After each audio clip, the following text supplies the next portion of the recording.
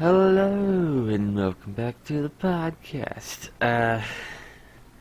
Okay, so, for this episode, I'm doing something very different, something I've never done before.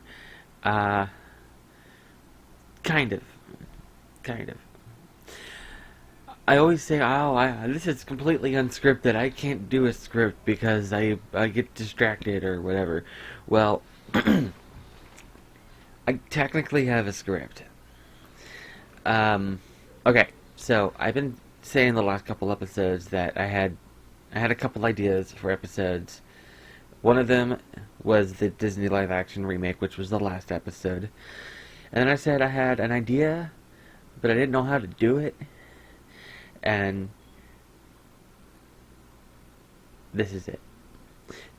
Okay, so if you're listening to this, you probably already know or have an idea what the topic is. It's title of the episode is Bridge Stories, which you can probably read that and that doesn't sound very interesting.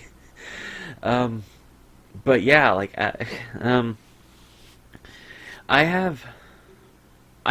to read and watch. I like documentaries and reading random stuff. I'll read fun facts about random things that really don't matter in the long run. In fact, when I started a blog 10 years ago, and I made an effort. Every day I would post something new I learned.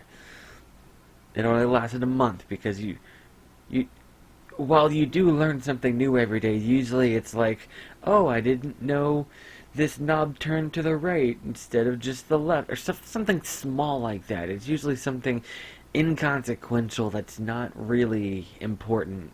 It's just like, oh, I didn't know, whatever. It's like Barbara Streisand's first name is not spelled the way you would think. Her name isn't Barbara, it's Barbara. So that was mind-blowing when I first saw that. But usually when you learn something new every day, it's stuff like that. So trying to maintain a blog where you write something interesting that you learn every day, I was trying to do stuff like little-known facts in history that most people don't know. You don't learn stuff like that every day. And I knew that was going to happen at some point. I can't wait to get that fixed. But anyway, it got to... I only maintained that for 2 or 3 weeks. Maybe like a week or two. And then I started forcing those posts to come out. Like, I would look for those... Normally I would just happen upon these stories. And I kind of knew where to go to look for them. And that's how I was able to maintain it for a couple of weeks. But then it got to the point where I was basically forcing these posts out. And I was like, that's kind of interesting-ish. I'm going to write a post about that. And just crank something out that was garbage. These are 3 of those stories. Not the cranked out ones. This is those kind of stories. I heard these in the past. One of them is somewhat well known, and I'm sure most people will have heard about it. I would get to that. The reason that I say that it's technically a scripted episode is, well, I didn't want to write a script because my information I got from several sources, including multiple articles, Wikipedia, History.com, and my thought process was, why write it if it's already written? That's why I've been reading articles like in these episodes. I didn't like that I was reading them verbatim, but I mean, I would otherwise just be rewording it, and it's like then I'd just be putting my own spin to it, which I mean that's technically what you're technically supposed to do, but in order to put my own spin on it, I'd basically make stuff up to make it not be identical, or just use synonyms or something. So what I've done instead is I kind of Frankenstein together a script. I I took for each of these. There's three stories here, and for each of these, I kind of it's not me reading an article. I mean, I on all three I have a main source, but then I also cobbled together other sources and kind of copied and pasted because there's not every source has every detail. So I kind of filled in gaps with other sources. So kind of Frankenstein together. Technically three scripts because it's three. I have it's three notes on my phone on the Evernote app, and yeah, I just kind of edited them within each note. So I'll begin with Vulcan Bridge. I'm just gonna read them. I'm gonna try this. It's just one of those out of your comfort zone things. I'm trying it. Okay. In southwest Virginia, near the border with Kentucky, the United States, is a small unincorporated community named Vulcan. Vulcan was once a thriving coal mining town, but in the early 1960s, the mines dried up, and many residents moved away in search of employment somewhere else. No longer a productive community, Vulcan's infrastructure deteriorated, and even the state government forgot the town existed. The town of Vulcan was built on a fork of the Big Sandy River near the main line of the Norfolk and Western Railroad. There was no road connecting Vulcan to Kentucky across the river, only a suspension footbridge. The swing bridge itself was on the verge of collapse, with many footboards missing. Yet every morning children had to walk across it to catch the school bus to the Kentucky side. Sometimes they had to crawl under parked rail cars to get to the bridge, which was a dangerous practice. The alternative route was the gravel road maintained by the railroad company. This road ran parallel to the tracks, passed through Vulcan, and continued north to the community of Delmore, located 5 miles away. The road, however, was legally not accessible to the public, and the railroad company hung no trespassing signs on either end. The company explained their actions, saying that the road was dangerous to use, and in any case, it was not the company's responsibility to provide transportation in and out of the impoverished community. In 1975, the suspension bridge collapsed, leaving the community of about 50 families with no other option but to trespass on the railroad's gravel road. Vulcan's residents appealed to the West Virginia government to build them a new bridge, but officials were reluctant to spend money on a project that they thought few people would use. Feeling forsaken by their own government, John Robinette, a 42-year-old bartender and resident of Vulcan, wrote to the Soviet embassy in Washington, D.C., as well as to communist officials in East Germany, explaining their plight and requesting foreign aid from the nations. Robinette figured the Soviets might like to grab the opportunity to humiliate the Americans. While the Kremlin officials never replied to Robinette's plea, a New York-based Russian journalist, I'm probably gonna mess this name up. I'm gonna try. Iona Andronov. Let's say Iona. Probably saying that wrong. Got wind of the story and traveled to Vulcan to interview the people and assess the situation. He was authorized to promise the locals that his government would keep an eye on the situation, and that if their own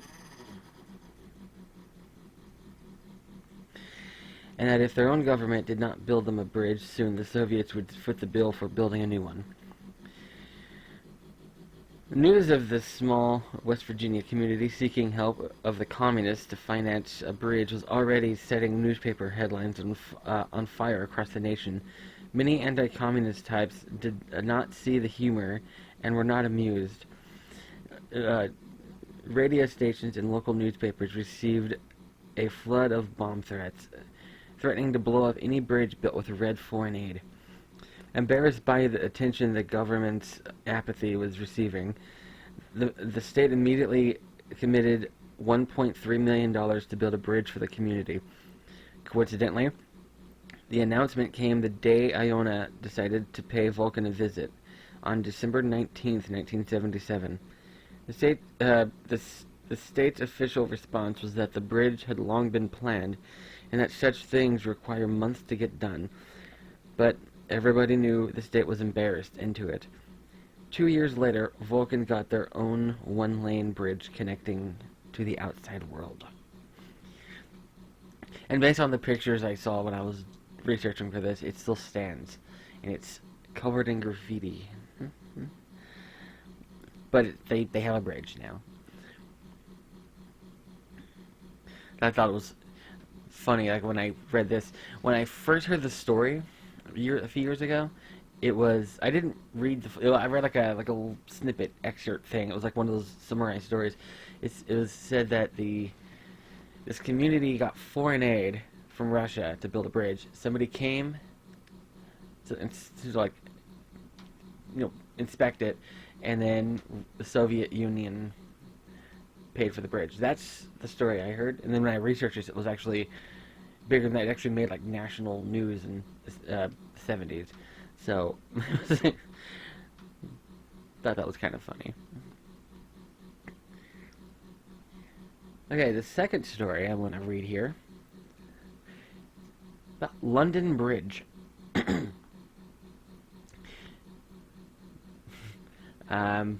Sure, everyone listening to this has heard London Bridge. That London Bridge is falling down. It's actually a very interesting story. I read something. I don't want to spoil the end of this, but I read what happened to Old London Bridge. And I thought, that's interesting. It sounded fake. It was obviously fake. There's no way it could be real. But then I researched, and wow, it's real. It's true. But I will get to that when I get to it.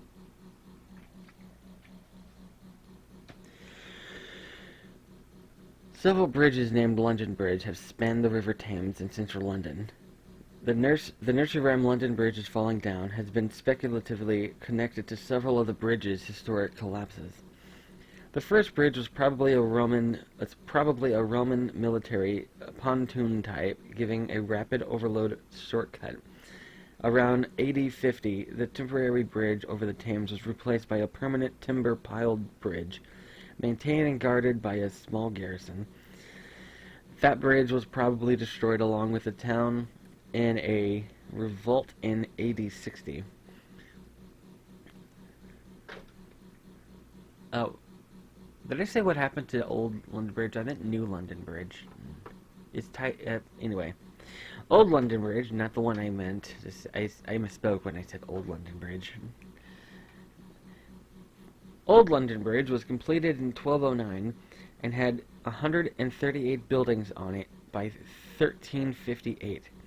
The buildings on London Bridge were a major fire hazard and increased the load on its arches, several of which had to be rebuilt over the centuries.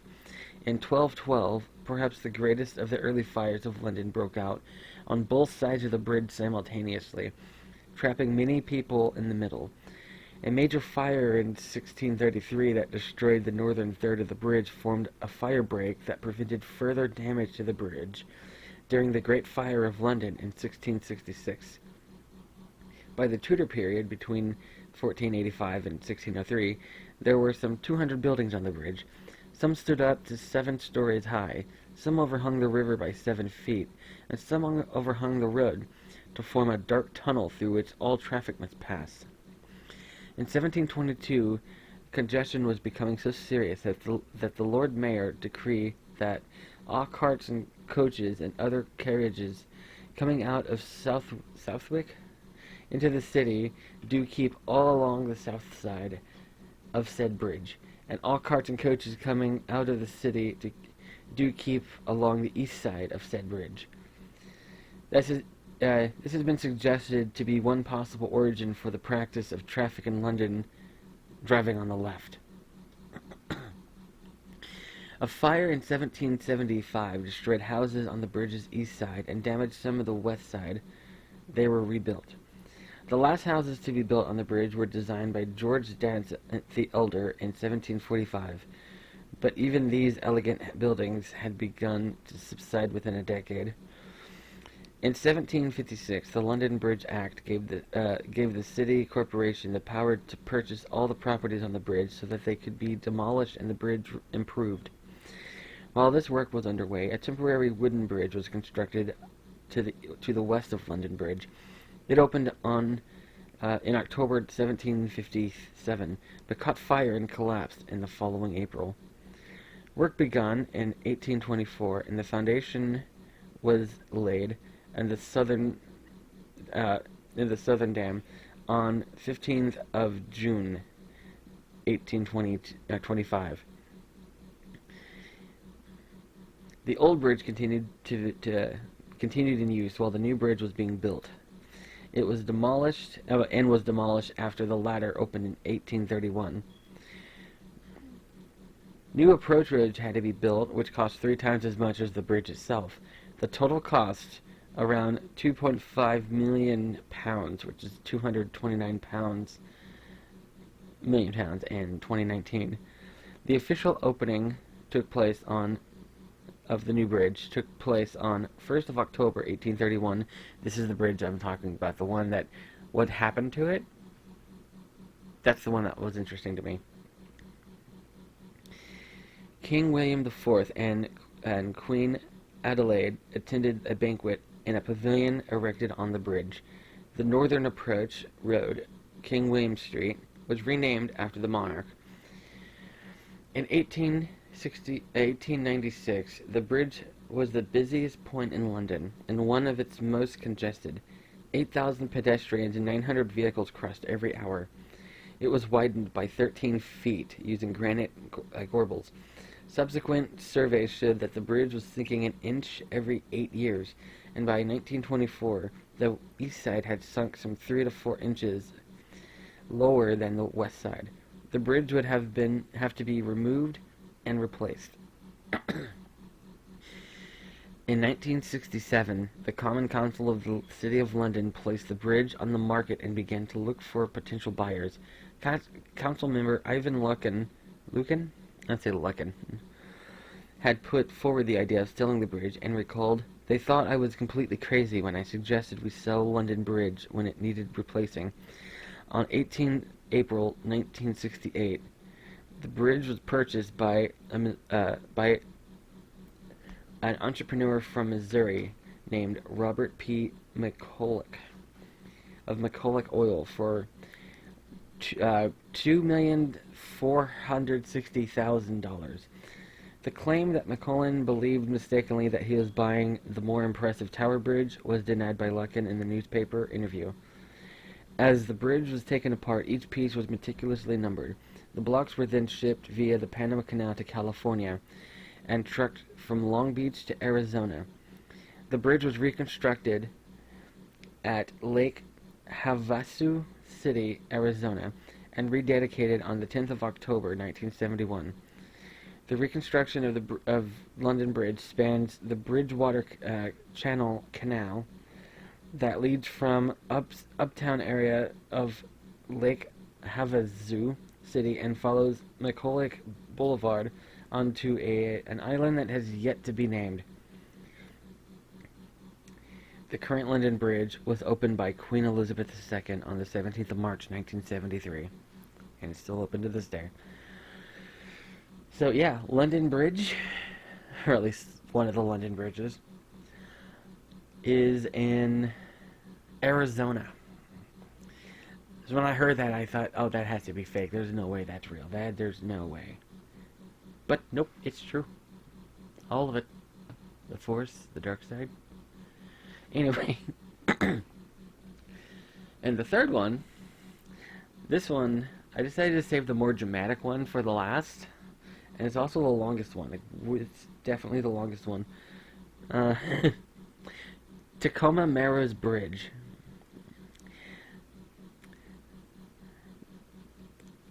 It was a suspension bridge in the U.S. state of Washington that spanned the Tacoma Narrows Strait and Puget Sound between Tacoma and Catskill Peninsula. It had a span of with a span of 2,800 feet. It was the third longest suspension bridge at the time of opening. It was the third largest suspension bridge in the world, following the George Washington Bridge in New Jersey and New York, and the Golden Gate Bridge in San Francisco and Marin County, California.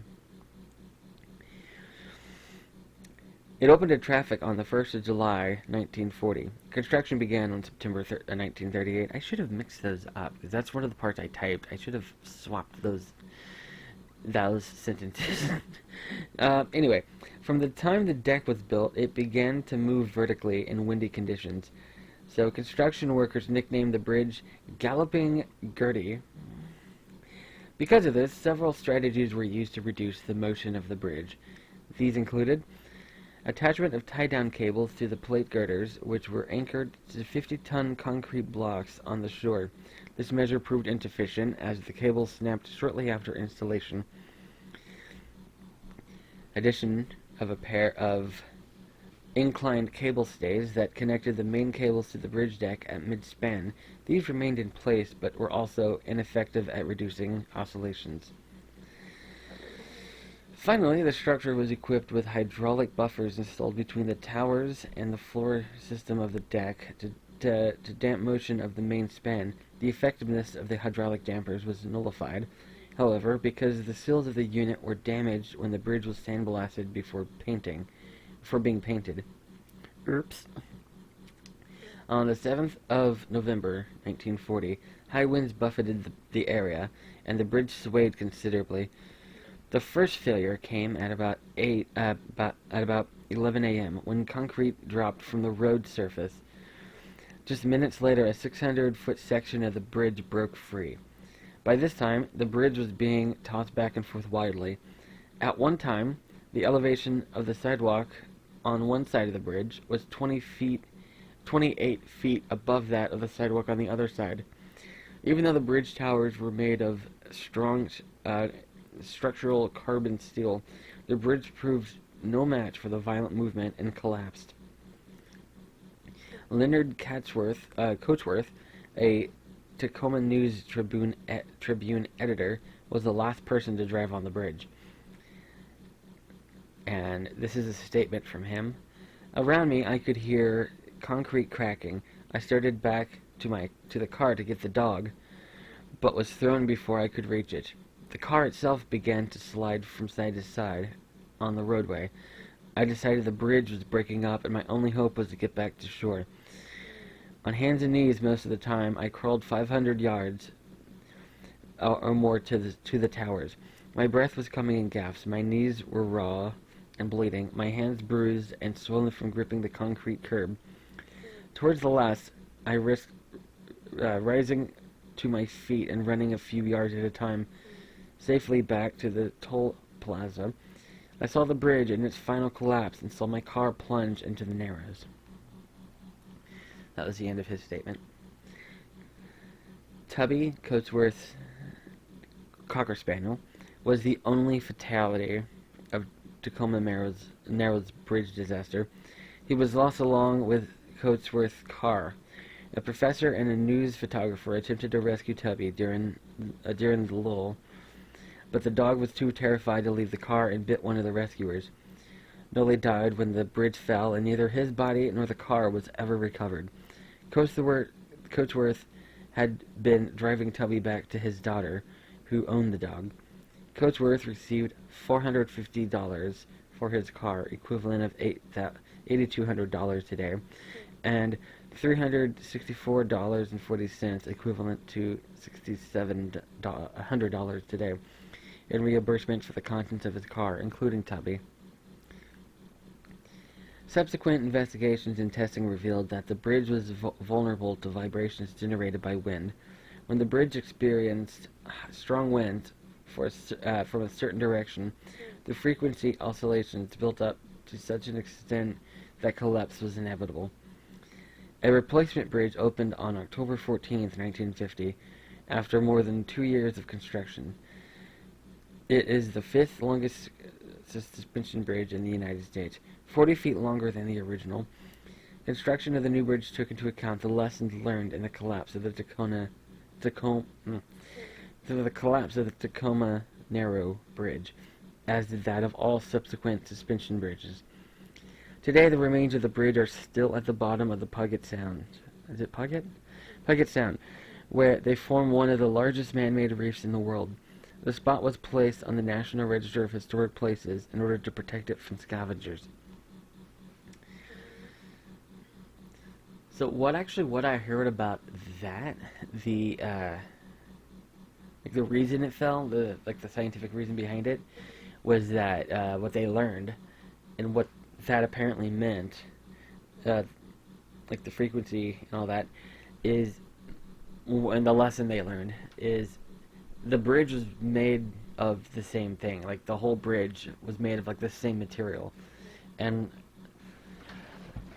also this is also me, an idiot, remembering something I heard over 10 years ago, is the bridge was mostly made of the same material. So when the wind hit it a certain way,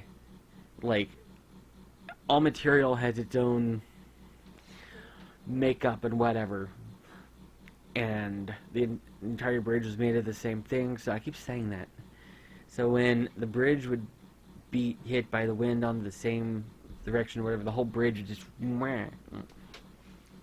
and so now when they make bridge, they make sure to mix it up a little. Basically, there's concrete and steel and all sorts of stuff and mixed up in there, so it's less likely to happen.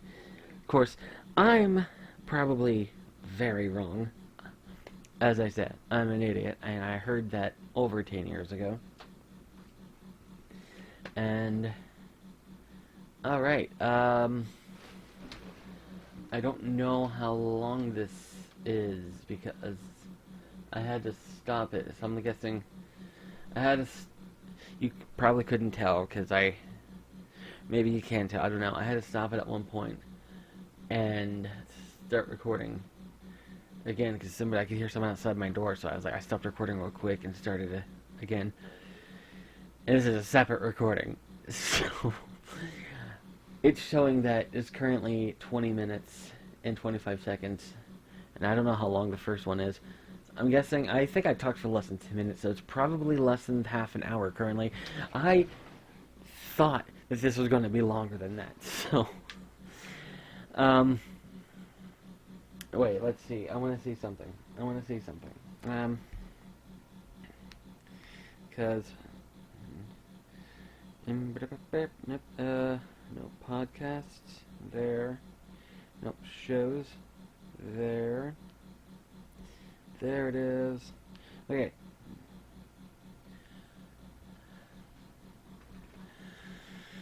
Okay, I remember in an earlier episode I said I want my introduction to be the shortest episode. I don't want to do a regular episode that's shorter than the intro, and I know I recorded, actually, I have an idea. I'm going to stop this recording, look at how long I recorded, and then start recording again. About 29 minutes. I guess it's fine. Oh wow, that fan it's speeding up. I'm getting worried. I didn't want to just record what I wrote and then start recording, so I can talk about stuff. Okay, it's slowing down. I can talk about stuff again. Yay! Okay, so like I said, I think I mentioned in the last two episodes. I know I did, about the whole COVID thing, and I was off work for 10 days because technically 9, but yeah, I hadn't left the apartment for 10 days because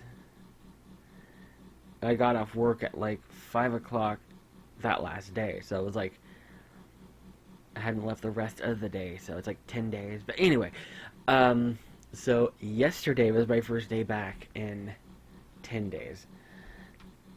And yeah, it wasn't fun. I didn't want to go. And I made the mistake of, as I said, not leaving the house. I didn't do anything. I laid here and I gamed and I watched stuff. And so like the whole time I was at work, like I wasn't used to moving around so much. So luckily, where I work, it's not very busy. But like we still have to, it's still like physically demanding, but not like I'm not like working an oil rig or something. So it's not like I'm not going to complain. Like it's so stressful. It's actually literally the easiest job I've ever had, but it's still physically demanding a little bit. Enough to wear me out, especially after not moving for 10 days. Okay, I'll just say I work at a convenience store. I was like, do not say the name of the place, and then because they frown upon that. You would think they would want me to say, hey, go to this place and shop there, but we are not allowed to mention the name of our store on social media. I once tweeted in praise. There was a YouTuber that I like, and I follow her, and she tweeted, what's something great about where you lived? And where I work, it's a billion-dollar corporation. They don't have social media at all. They're against it. And I tweeted, hashtag the name of where I work is a great place, and I kind of talked about it, like, for the character limit. And yeah, I got called in the office the next day. They said I needed to delete the tweet or risk getting fired. I was like, but I'm praising the company and telling people to go there. Doesn't matter, you're not supposed to mention the company at all. You need to remove that tweet. Okay. So, yeah. Not mention. Why am I mentioning? Oh, right. It's a convenience store. I'll say that. But we're in a part of. We're like. Not in a high trafficked area. So we don't get a lot of customers. And it's not physically demanding. This is my third store in the company. They keep transferring me. I've been working there for a year and 3 months. The first store was one of the busiest stores in the company, and they made me shift leader. I have bad anxiety, and I would have a massive anxiety attack at least once a week. And it wasn't fun, like not even remotely. And it was always packed in there, and I hated it.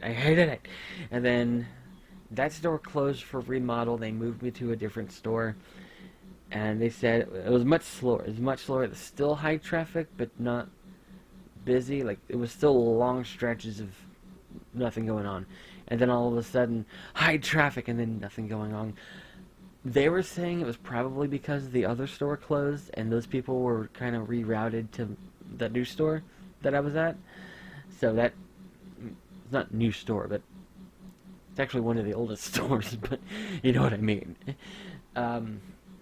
But, and then they moved me to this current store, and it was like not even a month ago, because my original store was reopening, and they were like, all right, you go back to work on this date. I'm like, I refused. I literally refused to go back to that store because it was so busy. And I thought I was going to I was like, I had arguments ready. I was ready to fight for it. And they were like, they literally went, okay, we can't force you to go where you don't want to go. I was like, what? Oh, okay. I didn't expect that. And then they said there was another store, same distance, other direction. It's completely dead. It's like out in the middle of nowhere. And I was like, okay, I'll take it. Very easy job. I want to stay at this store because it's so easy. But still, like, we still work. It's not like we don't just sit down the entire time. So it's like, yeah, I bring my Switch, and sometimes the battery dies because we're really slow. But, like, we still do stuff. Like, we still have to, like, clean and do everything. We get customers. So, like, it's, when the higher ups are in, they obviously they want us to stay busy, stay busy, stay busy, stay busy, but we've done everything. There's nothing left to do. So, like, we walk around the store and, like, act like we're facing stuff, kind of like rummage through the candy, like, oh, I'm straightening the candy. That's literally all there is to do. I've scrubbed everything. I even make up jobs and do them. Like, I took, um what was it, wet rag, and I like started like the bottom shelves of everything. No one ever moved those because, like, you take the old stuff out and you put the new stuff in, you shake it all about.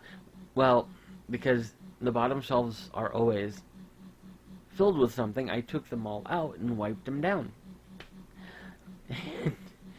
Nobody noticed because, again, they're covered, but hey, I found something to do. But anyway, I forgot why I was talking about this. Oh, okay. Primary reason why I was talking about this is to pad the time out because I don't want it to be shorter than the introduction. I'll admit it. I'm just padding the time right now. um, but as for that, like, I want to be more.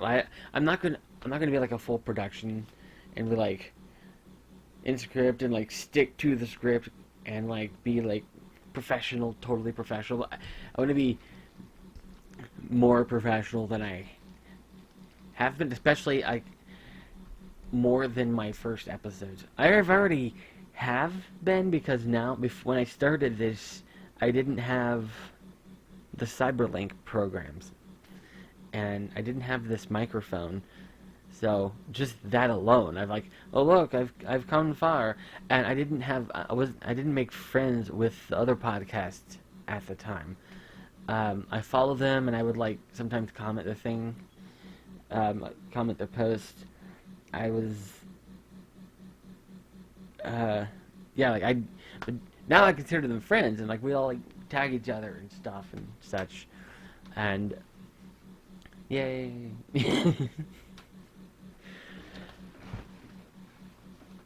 Oh, speaking of which, I was really surprised earlier, and like it was something like made me really happy. I guess because I'm a podcaster, because I respond to these kind of tweets, my newsfeed is filled with people saying like, "Hey, any podcast recommendation?" It's like that's almost every tweet in my newsfeed from like random people, and I don't know if they're bots just trying to get people to tag other podcasts, or if they're people legitimately asking. Because how many are there really this many people asking for podcast recommendations?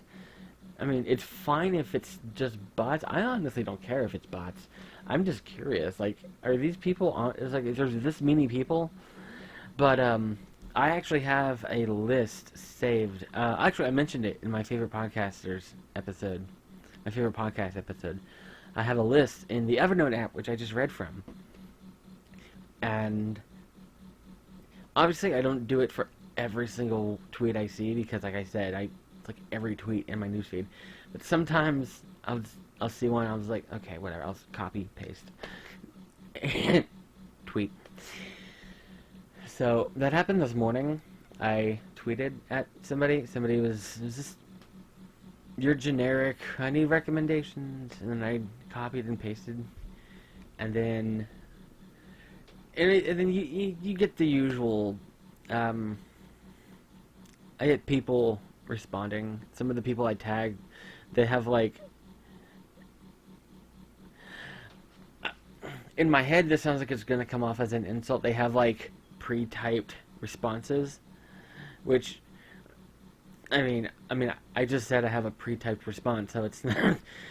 I'm not putting them down. It's like I'm sure they get. I see these people everywhere on Twitter. They have a lot of people tagging them, so I wouldn't blame them for having a pre-typed response.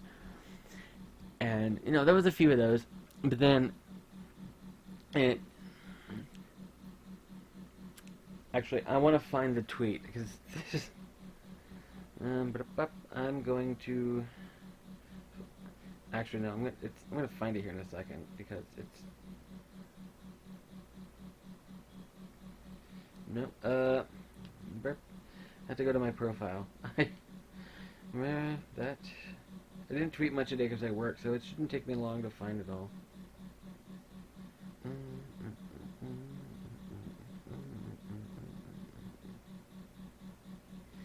Okay, Oh, here it is. So the initial tweet was from @emothought.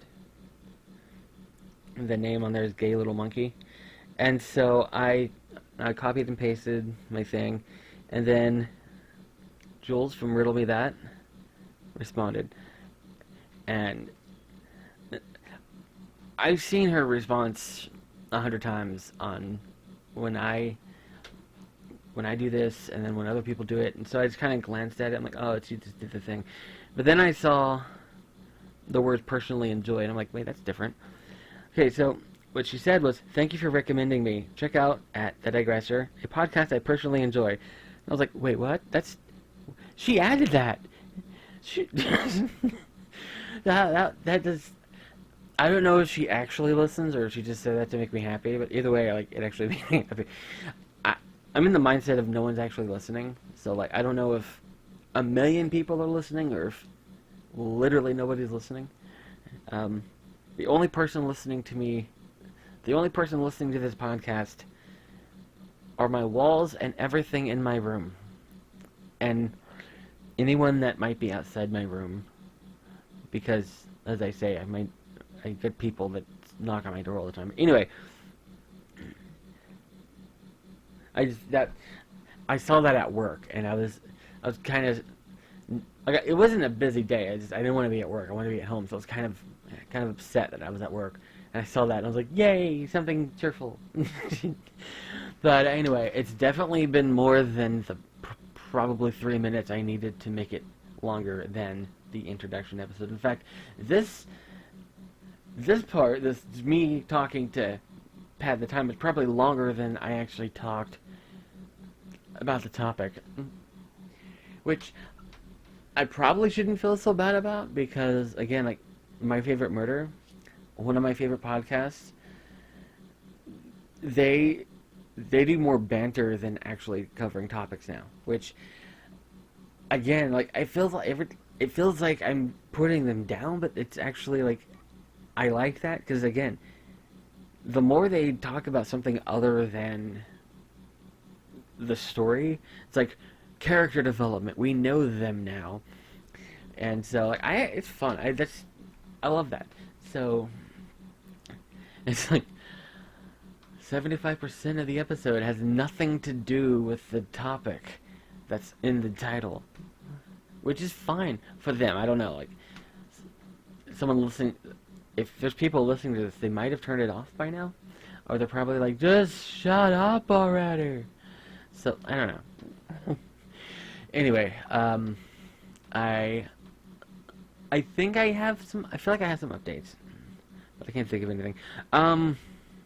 Christmas. I have an idea for a Christmas episode, but I don't know if I will do it. Also, I found out yesterday I will be working Christmas Eve and Christmas Day, which, when I told people that excitedly, and they were like, oh, I'm sorry. And I was like, wait, what? Why? They're like, you don't get to spend it with your friends and family. And I'm like, what friends and family? I don't have anybody here. Holidays, you have to have friends and family locally. I have friends and family, they're just not where I live. I talk to them online.